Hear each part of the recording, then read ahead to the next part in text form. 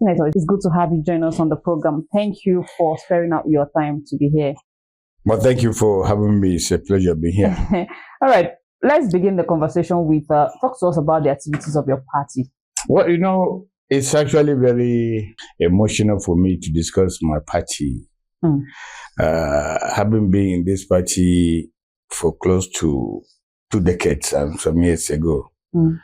I joined this party in 1998, contested election in 1999, won, contested election again in 2003, won, contested election again. 2007, 2011, won. So I've contested 6 different elections under the platform of this party.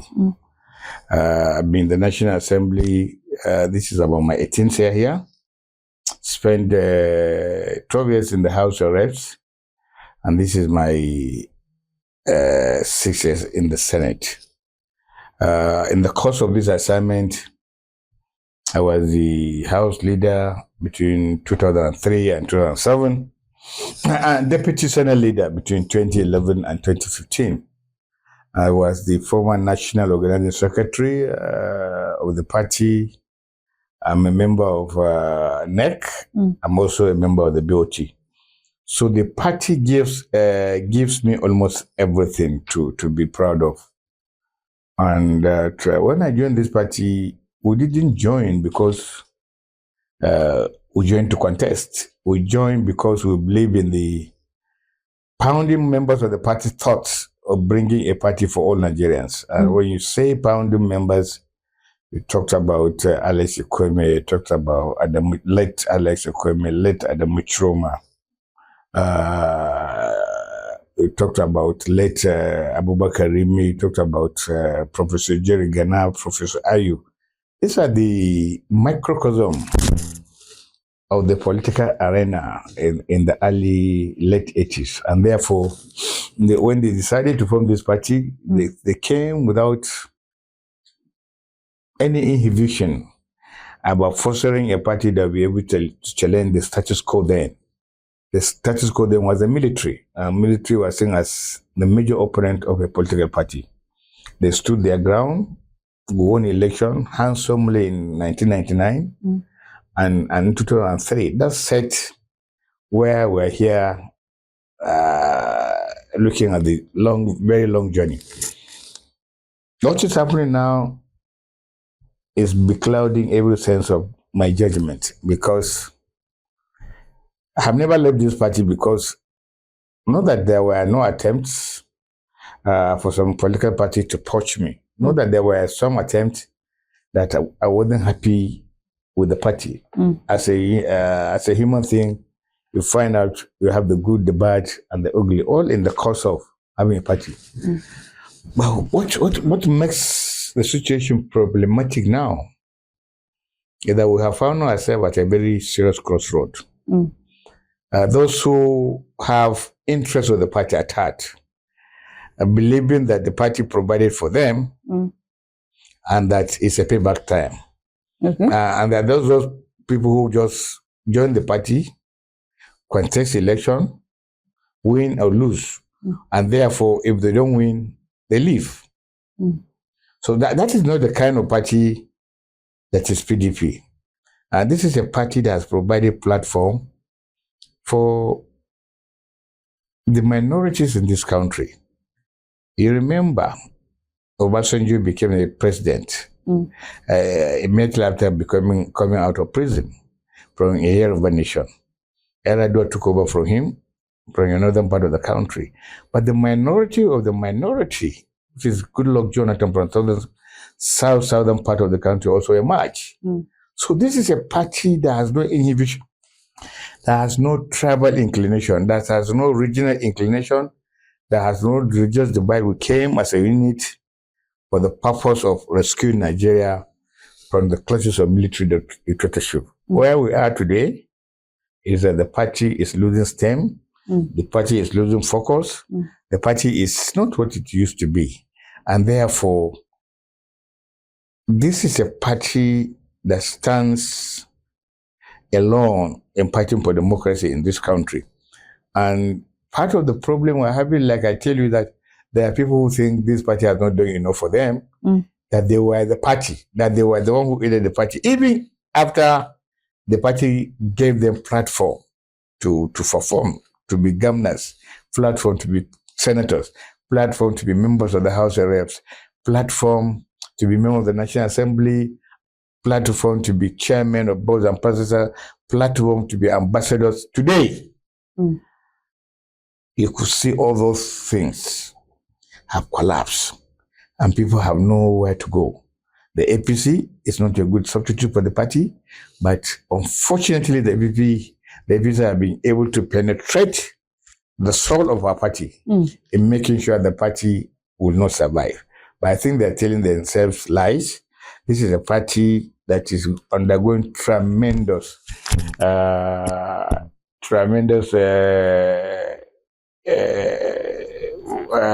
do I call it? It's undergoing very tremendous situation. But at the end of the day, believe me, we are going to prevail, because this is the only party I see in Nigeria that we're able to capture the essence of what Nigeria needs as a people. All right, but we can see a lot going on in your party. To some people, it is crisis, and to some people, they've said no. It's one of the things that happens in political parties. Of course, we are aware that political parties have their internal and external, disputes. But with what is going on in your party, is there crisis in PDP? Without any height of doubt, huge crisis. Because this is a party where members of our own party said, we don't want to run. We don't want to have our presidential candidates supported in 2027. Oh, yeah. This is a party where our supporters, key actors of the party, came out to say, we are proud to have repeated our own presidential candidate. And therefore we can repeat it that day. Where are we in Abuja? What is the work of the National Working Committee? What is the work of the Board of Trustees? What is the work of NEC? You come together from subnationals, from local governments, from states, and form a party. The only reason why you form a party is for a political power. Once you come to the center and you have National Working Committee like we do, Board of Trustees like we do, then the simple thing that how do you come together, galvanize ourselves, and create a party that will form the power at the center? That is the only reason why a party is formed. But why people from various parts of the country decide to forego all these things, then the party is in a huge crisis. Anybody who says this party is not in a crisis does not understand what is the meaning of crisis. Our party is in crisis, a crisis that we have never seen before, a crisis that is really difficult to come out through, because people are not speaking.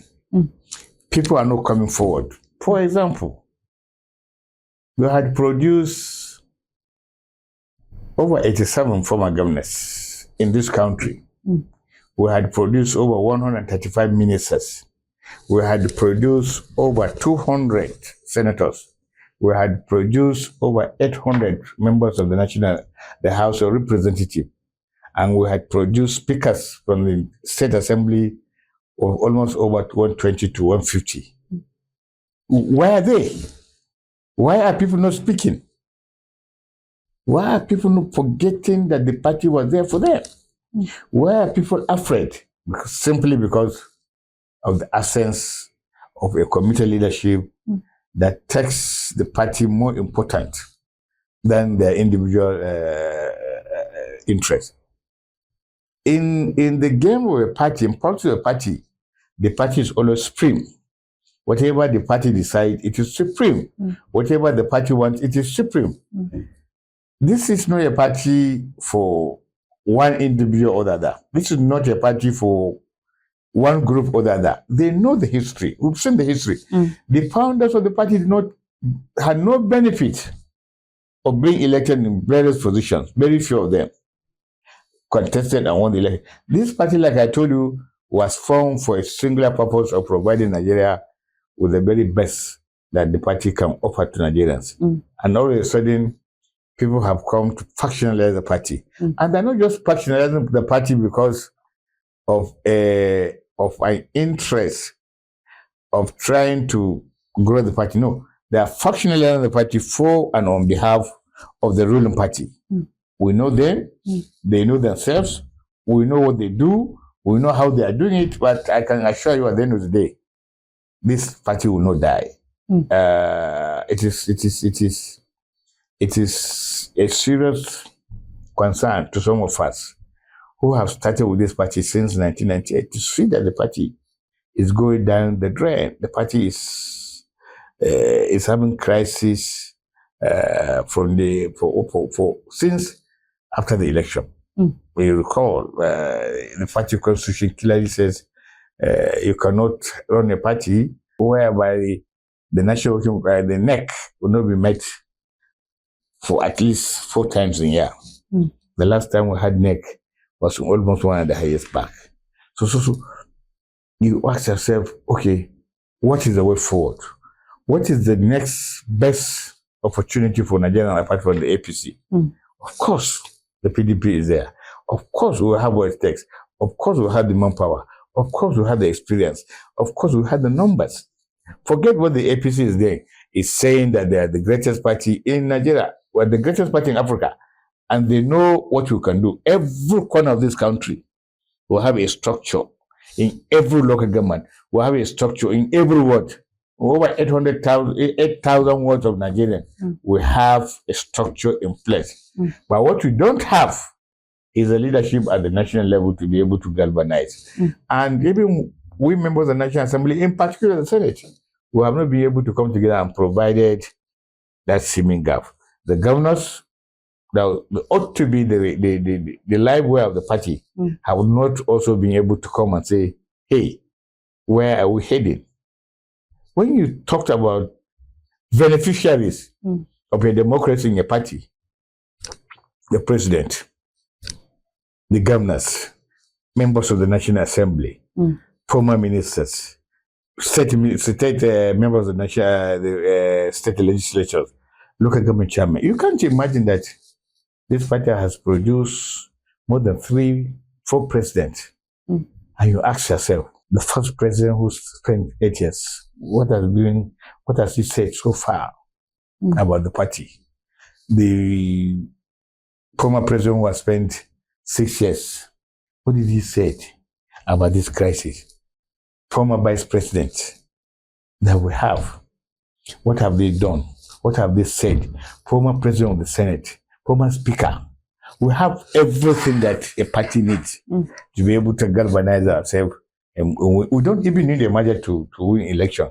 We know, most Nigerians know what happened in 2003.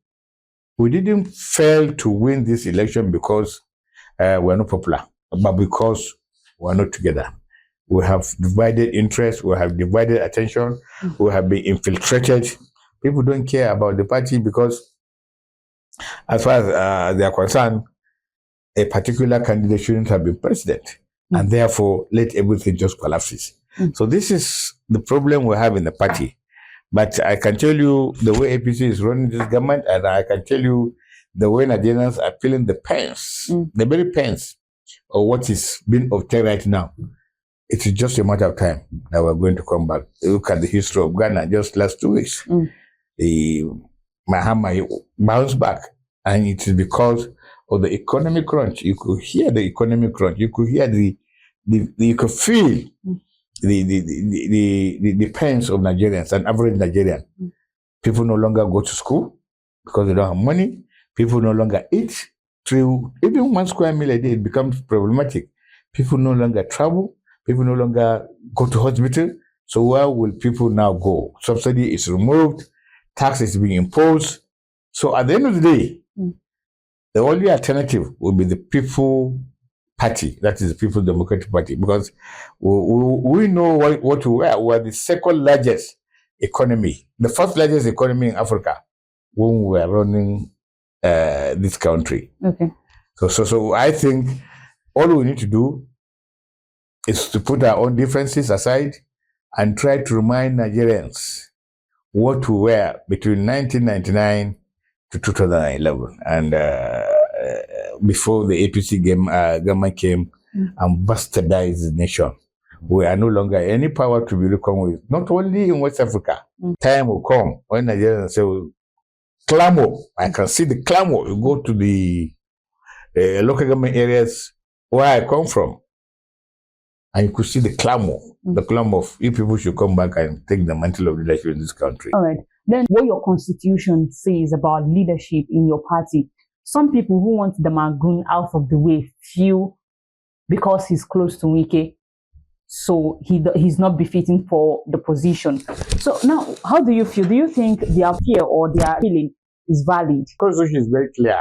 Where a particular officer comes and he dies or he resigns, that same region, that same geopolitical region, should provide his replacement. Okay. It has happened.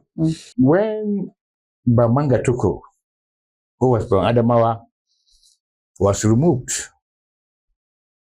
from the position of the chairman, who took over from him, Ame Mazu, from Bauchi State, the northeastern part of the country. When Gamade from Benue was removed, who took over from him? Audu Obi from North Central. When Audu was removed and moved to APC, who took over from him? Dr. Ahmad Ali from North Central. These are institutional things. In 2019, a friend of mine, who was the deputy national chairman North, led to a party. I also run for that position because not only was he from my zone, he was from my state. Okay. And the constitution is very clear. What happened with the Damagu matter is, why shouldn't people be honorable? Me and Damagu are childhood friends. We came along, we were still very, very close friends. But I feel that there's an honor in whatever you do in life. And you remember, it's like putting a mirror before you and you look at yourself. Whatever you see in the mirror is what you are. Breaking that mirror is not going to be a solution. Breaking that mirror will not change things. It is for my friend, I'm going to understand that there was yesterday, there's today, and there will be tomorrow. And you could see whether he is right or he is wrong, the greater percentage of people think he shouldn't have taken the position he took, whether it's being aided or it's not being aided. I can't say for certainty whether it's being aided or not. But there are times, my dear, in the life of a person, that somebody needs to sit down. He doesn't need anybody's advice. Sit down, analyze, know where you're coming from, know where you are, know where you're going. Okay. The Magun was chosen from my own part of the country to represent the Northeast as first vice chairman of People's Democratic Party. This was his interest. This was his own choice. This was how he became Deputy National Chairman North. It's just like me now. All of a sudden, I'm a senator of the Federal Republic of Nigeria. And then there was crisis in the Senate. You know, in the Senate, there's a provision where there's a crisis. And before the Senate president is elected, you could have what you have, Senate President pro tempore. Okay. The rules allowed it, both in the House where you have the Speaker pro tempore. Now, if I become Senate President pro tempore, I know as of right that my position is there on a temporary basis. Okay. And once an elected Senate President emerge, I should be honored to step down. All right. That's it. It is a human thing. It is a belief thing. It is a natural thing for somebody to say, is it because of me that this political party, that Magun has joined this party like I do since 1998. Okay. And he has never left this party. Therefore, there's an attachment, there is love between this party and him. So you feel like he won't betray the PDP? You feel he won't betray, despite being very close to the FCT minister, whom we seem to see like is like a big enemy, despite being a member of the party. Nyesom Wike is still a loyal member of PDP. Is he still a loyal member? I wouldn't say whether he's loyal member of the PDP, but I know that as a matter of fact, at a time in history, when I was the National Organizing Secretary, Wike was there for the party, while a lot of people actually run away. Okay. But that is the one side of the story. But the other side of the story, Wike was also a chairman under PDP. Wike was a chief of staff under PDP. Wike was a minister under PDP. Wike was a governor under PDP. So you now compare. It's like when you go out in the market and you decide to buy your mom a wrapper. And you bring that wrapper home and you give her money, you give her shelter, you buy her a house. Can you compensate your mother because you bought a house for her? Can you compensate your mother because you gave her money? Can you compensate your mother if you give her the entire world? The answer is no, because there is no compensation to a mother. There is nothing you can do in life to compensate your mother. All that you try to do is just to please her. Nothing a human being can do to compensate his mother. It's just like the political party that gave you opportunity to be where you are. If you ask me, without the PDP, I probably wouldn't have been speaking with you. Because of the PDP, I was able to win election 6 times, being in the National Assembly for 16 years. Is there any way that I feel the PDP has not been there for me? No. Because in the course of what we are trying to do, in the last 24 years or so, I had problems with some members of the party, with some leadership of the party.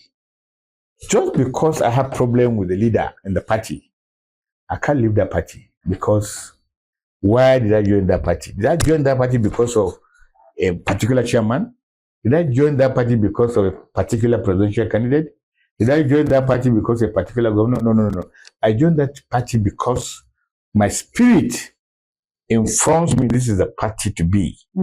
And therefore, if you are a member of the party and you try to do me in or suspend me or try to destroy me, I will resist it.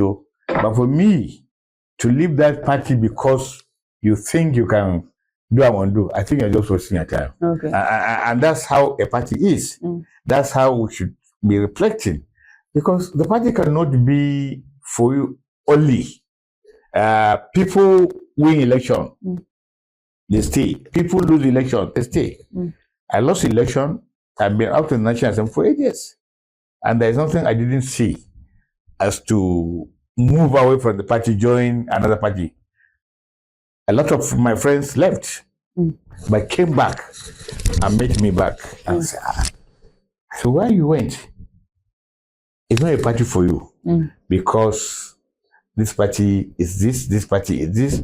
That party you went, you joined the party to win election. I didn't join the party to contest, talk less of a win. I joined the party because I believe in the party. And that is the difference between those who are loyal to the party and what you see happening.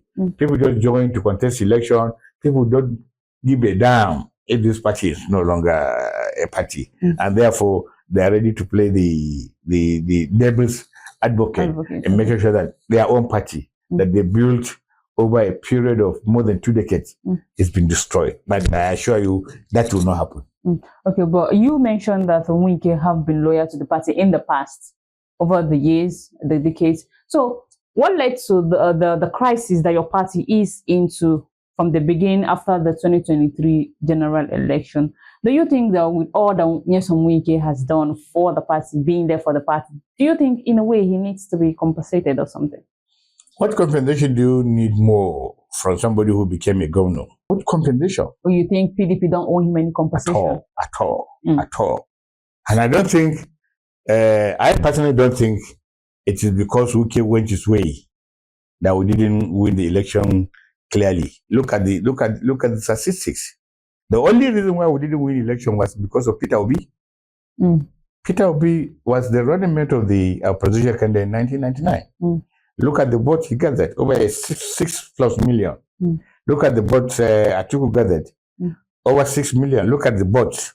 That's what you were 6 million, all of them. So Obi is responsible for the loss of PDP in 2023. Anybody who tells you another story doesn't understand what happened in 2023. Without Obi, would have taken that. We would have had a landslide.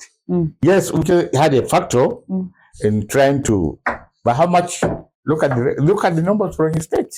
How much did he give the APC, even in the state? How much did they get? So the main factor, a lot of rubbish has been said that it is because no. The arithmetic is there, the statistics is there. It's Obi.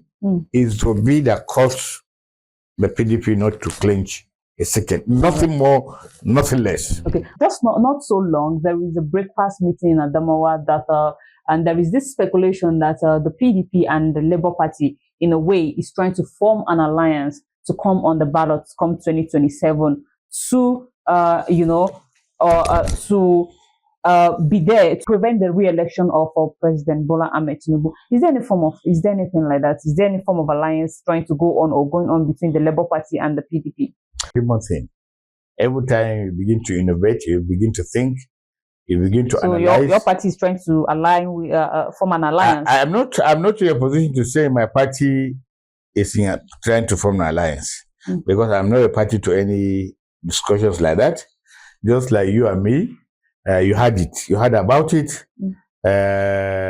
For me, what I stand for is that our party, the PDP, should get back its feet. But if anything, any form of alliance should come up from the Labour Party, would your party accept it?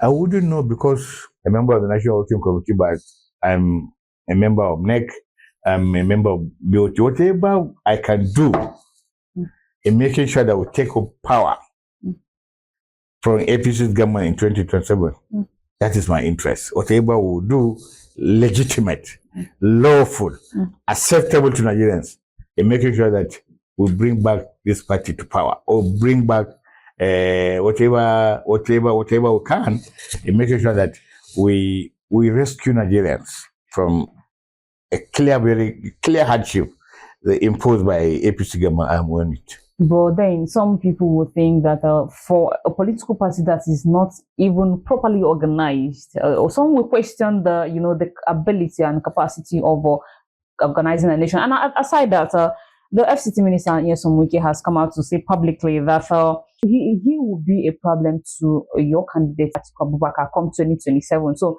now the question is, what is the fate of PDP on the ballot come 2027? This party is not Atiku's party or Wike's party.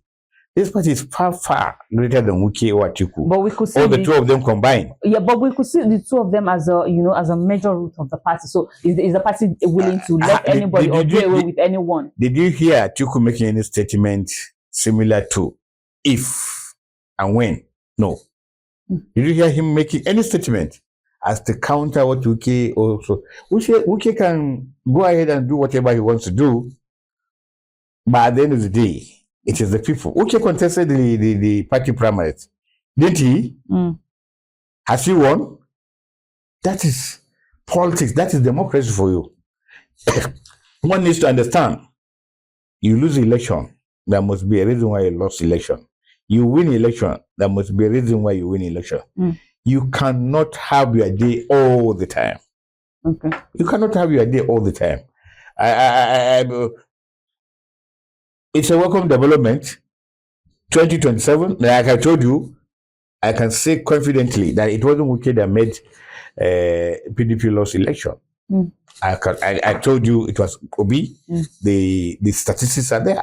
All the states that were won before 2019, 2015, 2011, 1999, 2003 were actually won by PDP, were taken over by Obi. And without Obi, Atiku would have been the president of this country even if they take it to court, because it's having a very landslide that nobody will even dare go to court. But looking at the chances of PDP come in 2027, we've seen some states, like for example, the Edo states, we've seen PDP lost power over there. The APC has become the ruling party in the Edo states. Now, looking at what has been going on, this whole challenges, what is your party doing to, what is your party doing to bring an end to the crisis? You are also a Nigerian.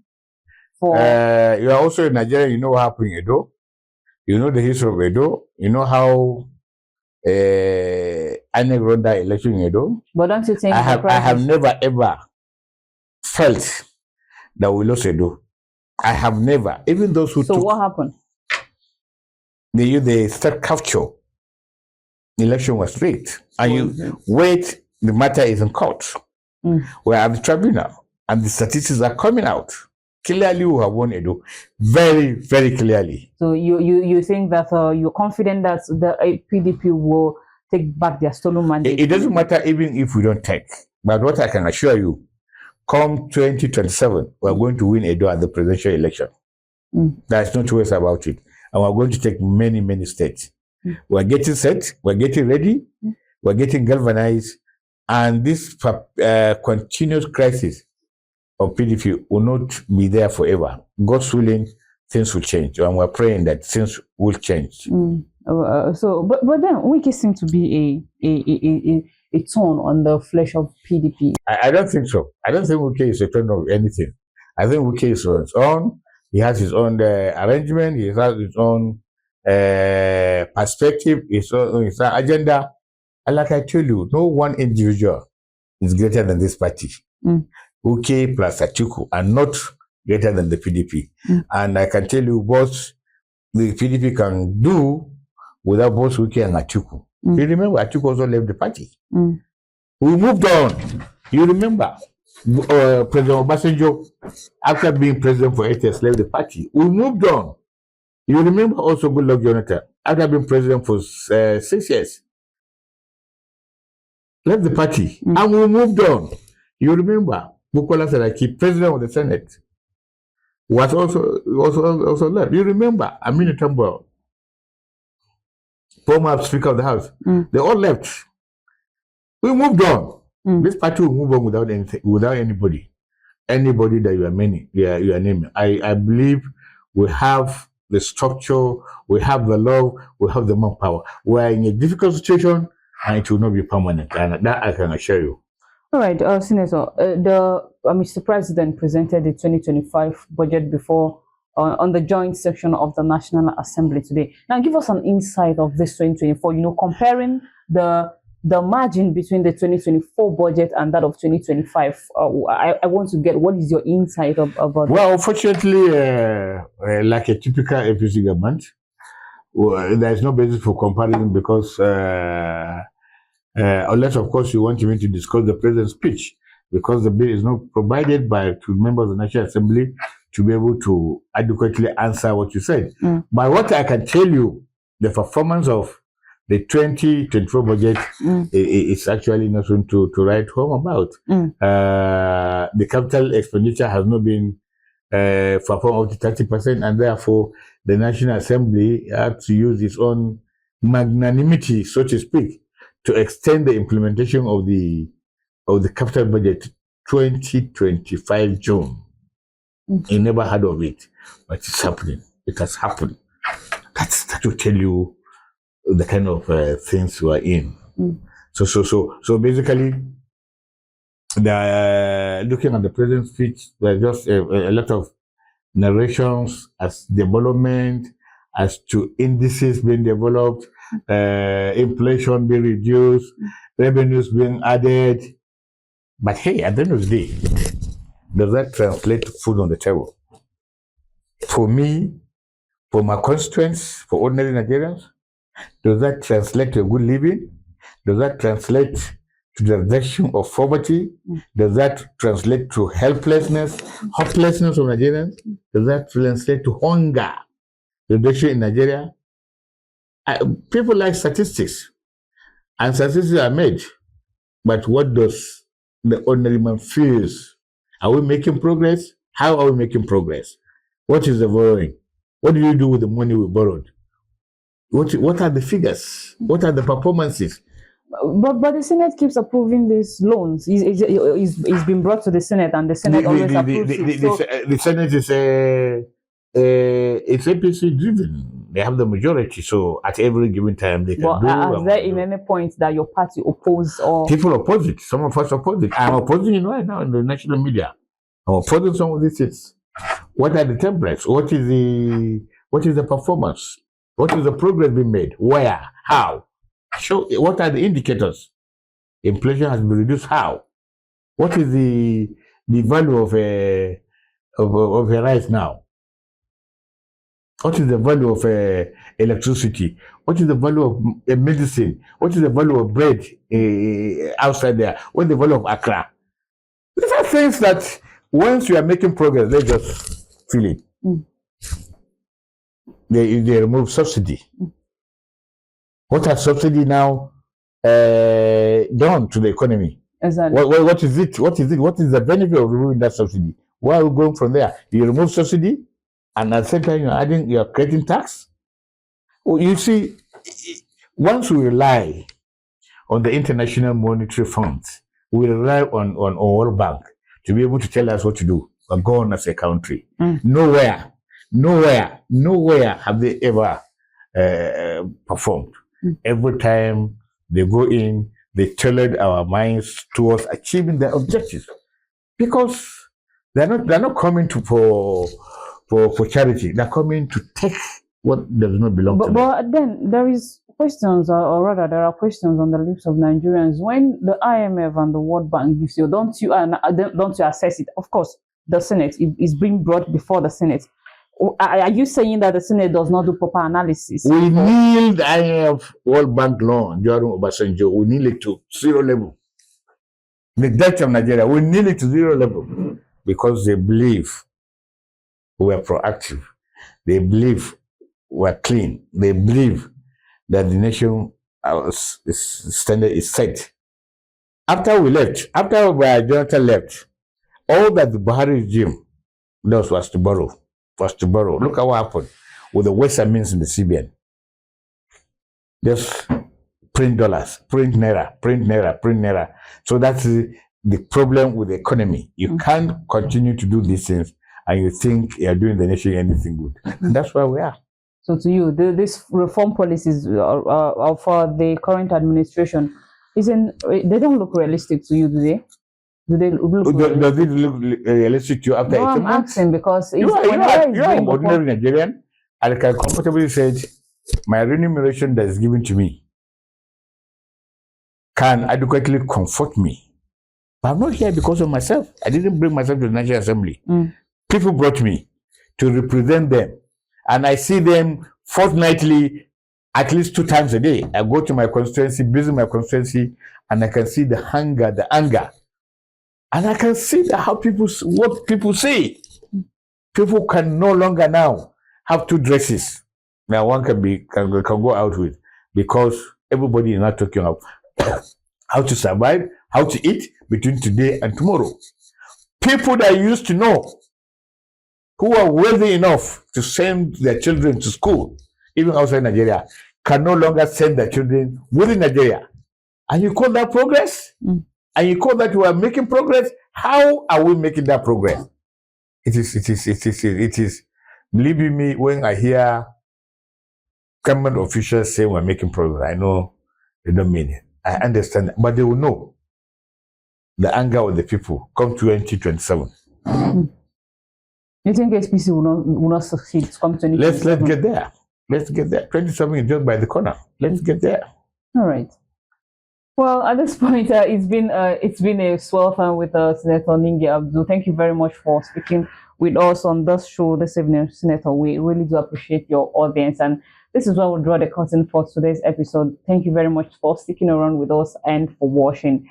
I remember Mercy Emily to keep watching Capstan Television until we'll come your way some other time. And God bless the Federal Republic of Nigeria.